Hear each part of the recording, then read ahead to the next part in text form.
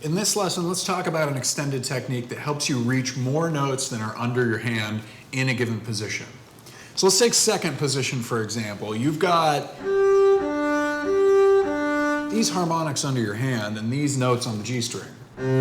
C, C sharp, and D.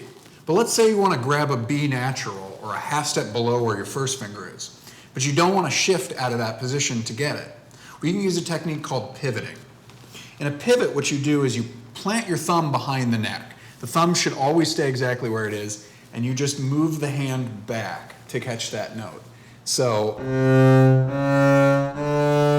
there's C, C sharp, and D. And if I pivot back to get the B, the thumb is still staying in the exact same place, but the hand just pivots backwards. Now when you're pivoting, you want to try and keep these half steps intact and your quality hand shape intact. You can also pivot up. If I want to get up to an E flat, I can pivot up, leaving the thumb in place, and get the E flat. A good way to check if your pivoting is in tune and correct is to use the harmonics and finger replacement ideas. So if we know that our fourth finger in second position is a D and should match the open D, if we pivot up to an E flat and we keep our good spacing in our hand between 1, 2, and 4,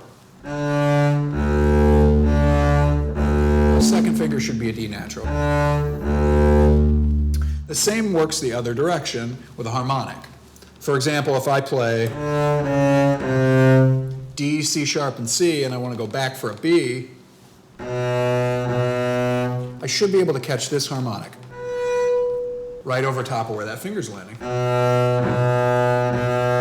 It's also possible to do D, C sharp, C, and then move to a B, and then check if your C is the same as the one you played before.